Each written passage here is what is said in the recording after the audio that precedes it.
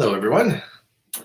Welcome to the North Shore Unitarians of Canada's midweek ministry, the cutting room floor. This is an opportunity to stay grounded, find inspiration, and feel connected to the North Shore community in the middle of the week.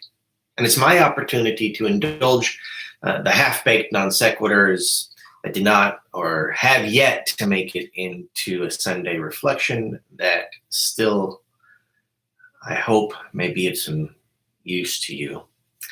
And this week, I want to return to something that we were reflecting on this past Sunday when we discussed or thought about control versus influence. We talked about craft as being a possible solution to the dilemma where we're trying to not exercise control and yet still live into the influence that is unavoidable in an interconnected and interdependent world.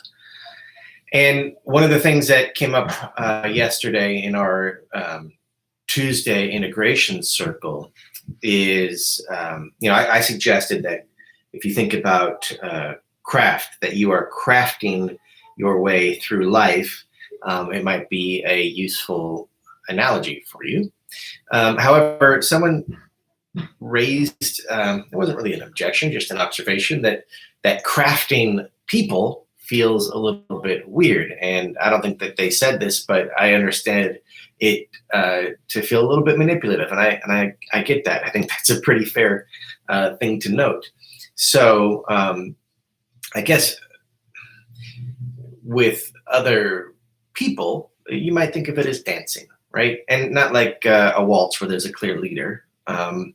And not quite like a spaghetti dancing at a Grateful Dead show, but something in between where you're dancing with one another, and that you have to be sensitive to the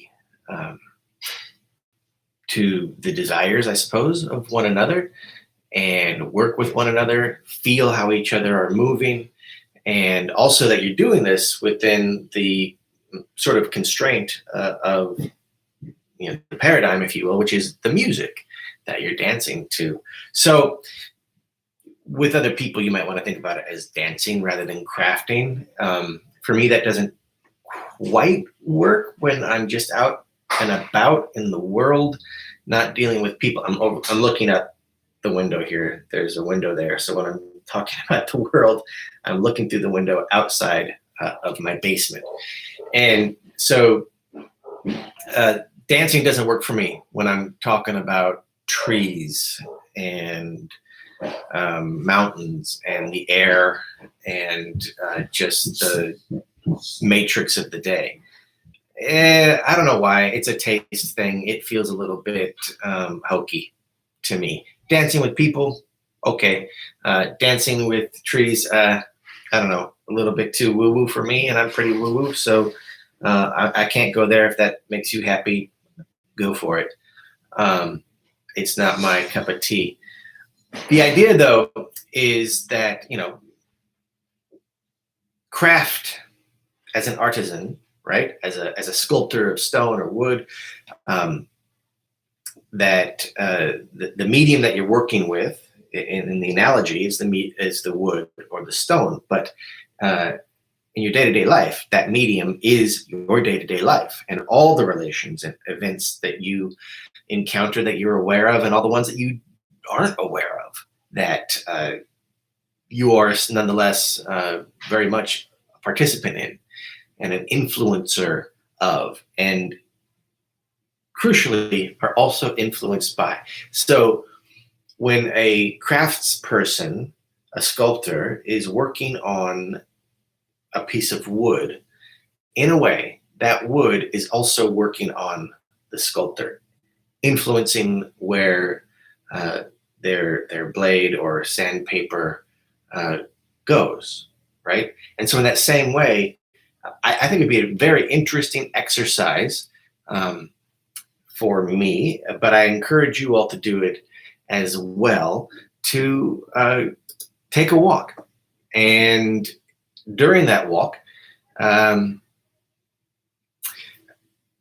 see if you can attain the perspective of a craft person.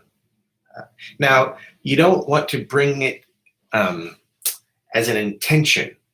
It's not, the idea is not that you walk around and say, now I will craft my reality. No.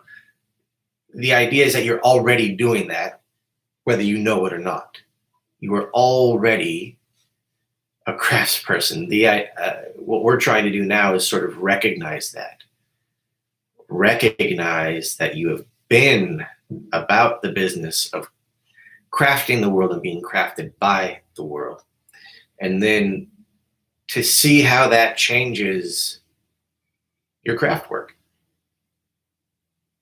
So it's an experiment for you to explore, a fun assignment, and it might take a couple of attempts. And probably the most difficult thing about it would be to remember to do it. I know that's sort of my challenge. We always get caught up in the rush of the week and the day, and even when we are in a beautiful spot, tend to forget where we are, even when we're there. I remember when I first moved up here to the North Shore, being completely overwhelmed by the beauty of the green and the water, and it's just exquisite up here, right? And I remember thinking to myself as I was driving someplace that at some point I'm going to take all this for granted, and I wonder where and when that will be. I will just get into that mindset of the churning and have to get to the next thing, and forget how amazing it is here at almost every turn. And sure enough, this past week I noticed it. I which means it's probably been happening for a little bit, but I just sort of had that dead set mentality on getting someplace next, and fortunately felt that, and then sat back and looked around.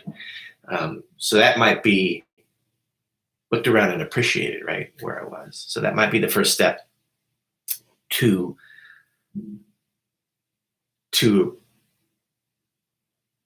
assuming the attitude of a craftsperson, is just remembering that you are, and remembering to do and run the experiment. So that is my thinking today, and my wish for you who have tuned in to this, that you will indulge that experiment. And then I would like to hear from you. I would love to know how that went for you. Give it a couple of times. And oh, look, I've got lipstick on my cheek here. This is from Cora, my 9-year-old, who put lipstick on today and made sure to give me a big old kiss. So just noticed that as I was watching myself say these words to you. It's a very strange thing. Anyway, I hope you enjoyed this bit of craft, and we will see you on Sunday. Thank you for tuning in, and I hope that you have a blessed day of crafting.